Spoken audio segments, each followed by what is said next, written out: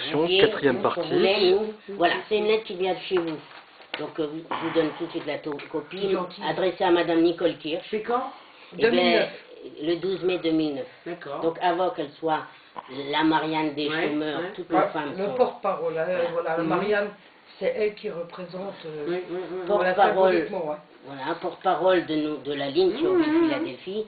Et Madame, je donne Arnold Labesse en tant que délégué UMP de la 9e. Il était délégué de la 9e. Voilà, je vous donne une suite sans attendre à notre rencontre sur le marché de Thionville, samedi 9 mai 2009, au cours de laquelle vous m'avez évoqué votre situation personnelle de recherche d'un emploi.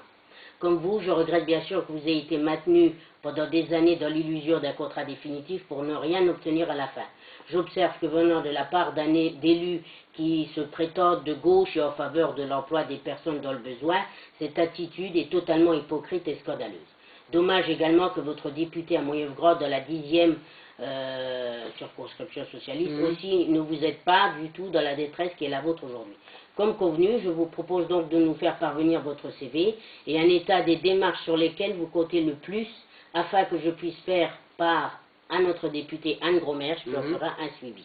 En espérant que vous aboutirez aussi ainsi rapidement dans vos recherches. Je vous prie de croire, madame. Voilà. Bien à vous. Et une réponse qui n'est jamais partie, mais qui a été écrite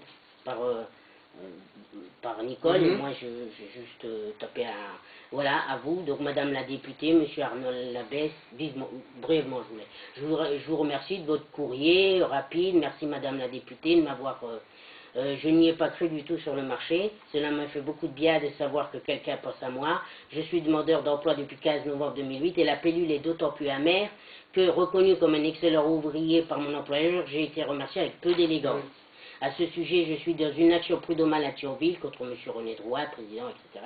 Parce que la procédure de licenciement n'a pas été respectée. Et plus, je suis à la recherche d'un emploi, genre espace vert, sur l'axe Moyeuvgrad, ailleurs Thionville, le travail ne me fait pas peur, j'ai une très grande expérience à cela, etc. En effet, j'ai entretenu pendant 7 ans, souvent seul, 10 hectares de terrain, etc.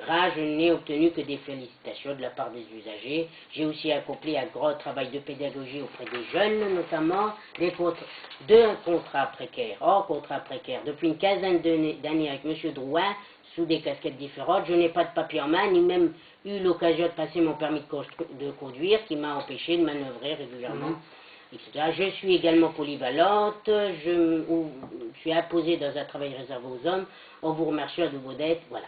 Et maintenant, pourquoi cette lettre n'est pas partie? Enfin, je laisse la parole. Hein. Bon, alors moi je me présente, Nicole Kirsch, je passe 2 enfants, 56 ans. Bon, comme vous voyez, j'ai été remerciée en 2008. Et bah, mon but, c'est pourquoi je n'ai pas répondu à cette lettre-là, parce qu'à l'époque-là, j'étais dans un parti, et j'y croyais. Le truc qu'il y a, c'est qu'on m'a dit, on défend la veuve et l'orphelin. Et plutôt, j'ai eu beaucoup de poussière dans les yeux, parce que quand je me suis réveillée, j'étais bien content d'être partie de là. Alors, bah, moi, quand je fais quelque chose à fond, je suis honnête. Et j'y croyais vraiment, et puis... J'aurais été chez vous ou quoi, on m'aurait traité de traite, vous voyez comment c'est au niveau politique, et je suis très très contente d'avoir quitté le monde-là, parce que c'est vraiment un monde de jungle, hein, il faut dire qu'ici, hein, ils se battent tout pour leur poste, c'est facile de parler du chômage et tout ça, et puis voilà, 2-3 manifestations, et puis on marque un petit mot dans le journal, puis automatiquement, bah, on est toujours dans le même moule, comme dirait l'autre. Hein. Bon, alors moi, je voulais dire une chose, j'ai 56 ans, je suis l'aîné de 14 frères et sœurs. Alors la misère, je la connais depuis bien longtemps. C'est pas qu'il y a... Ah, on dit qu'il y a maintenant... ça descend, il n'y a plus de boulot, plus rien. À l'époque là, je vous parle en 60, 68 et tout ça, c'était aussi la misère. Et il y avait du travail. Alors moi, la misère, je la connais, je suis là pour représenter simplement, moi, les jeunes. Alors tout à l'heure, vous avez parlé de formation, moi je suis tout à fait d'accord avec vous, mais au moins des formations qui soient bien encadrées, parce que si c'est pour donner des formations à un jeune, vous voyez, bah tiens, toi tu vas faire serrurier, toi tu vas faire peintre, ou ça, et il y a des formations qui sont nulles, je vous dis honnêtement. Bah écoute, tu vas aller là, et puis le formateur, il n'est pas compétent. Oui, on va vous mettre un peintre et l'électricien. où on va vous mettre un cuisinier et qui doit faire de la soudure. Et ça, je crois que là-dedans aussi, il y a aussi des recherches à faire. Parce que moi, je dis comme ça, bon, il y a des parents qui ne peuvent pas payer des études à leurs gosses. Il y a des gosses qui veulent travailler, il y en a d'autres qui veulent rien faire. Moi, je suis tout à fait d'accord avec vous avec le RSA. Le RSA, il doit bien être encadré. On ne peut pas donner aussi voilà, de l'argent comme ça. Mais il faudrait peut-être motiver les jeunes aussi, même en formation, qu'ils soient un peu payés, parce qu'il y a des parents qui jettent leurs gosses, c'est inadmissible. Mais au moins qu'ils soient motivés. Parce que quand vous allez dire à un jeune de 16 ans, ben tiens, tu vas aller faire une formation gratuite, ben, tu vas aller une semaine à l'école et 3 semaines chez un patron, le patron il va rien vous donner. Qu'est-ce qu'il va vous dire? Ben, moi, je vais aller travailler pour rien, pour le patron, je n'ai pas envie. Non, en général, quand ils sont en CAP, ils sont payés. Hein. Quand ils font des formations oui, CAP, ils sont payés. Oui, mais il n'y en a pas beaucoup. La plupart des CAP, je veux dire une chose, en formation, il n'y a pas de CAP il y a certains, mais on va vous donner des stages, voilà, les hommes, 3 semaines, 1 mois, 2 mois. Et je vous dis, moi j'étais en stage 2 jours. En 2 jours, en sécurité, qu'est-ce que vous apprenez? Oui, non, mais ça, je suis d'accord avec vous. Appuyer sur un bouton. Non, il faut des vraies formations. Des vraies formations. On est d'accord, il ne faut pas des formations pour occuper le temps, il faut des vraies formations qui... Pas que tu as oublié, mais dans le... tu n'as pas voulu... Elle vous a pas envoyé la lettre parce que c'était pas elle. Elle aurait pensé d'abord à ses 2 gosses. Voilà. Ça déjà. Voilà, parce que mes enfants étaient aussi au chômage. Moi, c'est... Voilà, moi je suis une maman, je pense que je sais pas si vous êtes maman aussi. Dans une démarche collective. L'idée... Moi, c'est l'esprit, voilà. Voilà, ils vont dire, bah, tiens, t'es con, pourquoi t'as pas pris, pourquoi t'as pas été, moi j'aurais pas craché dessus. Voilà, c'est simplement, en voyant moi mes enfants, les autres et tout, j'ai pas voulu. Moi, ce que je parle à la personne qui est en face, c'est pas la députée, moi c'est la femme, la maman.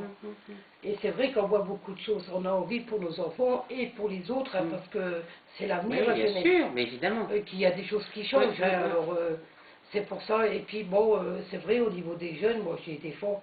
Parce que je sais qu'ils ont un mal-être en eux. Quand vous voyez des jeunes qui sont là toute la journée en train de tenir le mur, comme dirait l'autre. Oui.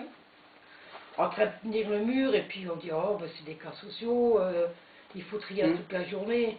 Et moi, je vois, hein, moi je suis sur le terrain, ben, depuis que je suis avec eux, j'ai en train de discuter, il y a eu beaucoup de changements.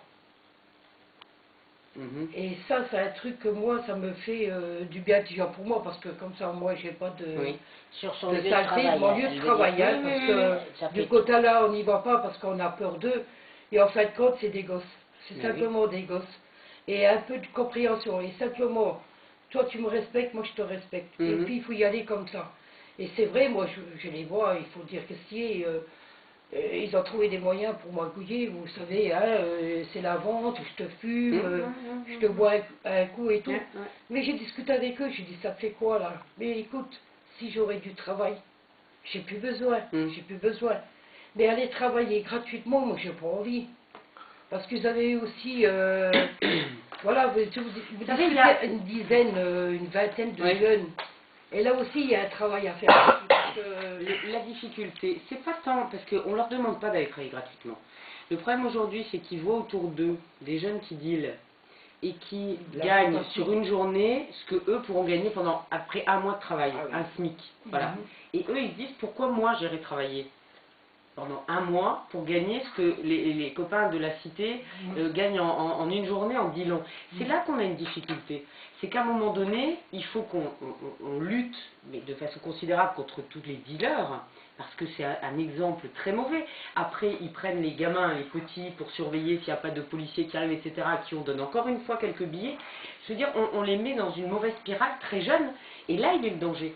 Parce que du travail, il y en a, et il peut y en avoir. Alors, il n'y en a pas pour tous aujourd'hui, évidemment, on est bien d'accord, surtout dans le contexte dans lequel on est, mais du travail, il y en a quand même, et on n'arrive pas à mettre les jeunes dedans, mais il faut aussi que les jeunes acceptent de se dire, voilà, on y va, on montre de quoi on est capable, on va gagner, petit à petit, si on est bon, on progressera, notre salaire évoluera, enfin, mais il faut faire la démarche première, et c'est là qu'on a parfois un manque de, enfin, malheureusement, les jeunes baissent trop vite les bras, en se disant de toute façon ça marchera pas, on n'y arrivera pas. Et c'est ça qu'il faut, moi j'ai envie de leur dire, mais bougez-vous, enfin, c'est votre vie quoi, vous êtes qu'au tout début de votre vie, bougez-vous. C'est votre avenir dont on parle. Moi je les vois avec leur votre dossier. avenir. Mais oui, mais quand ça, ils c'est reviennent, important. ben, il n'y a rien. Voilà, c'est tout ce qu'ils disent, il n'y a rien. Et c'est ça le problème. Ça fait... Et moi, je vois, je Il n'y a discute avec des que mamans, un des tiers des difficultés. offres d'emploi qui passent par Pôle emploi. Hein. Vous savez ça. Il y en a peu, trop peu. Trop peu.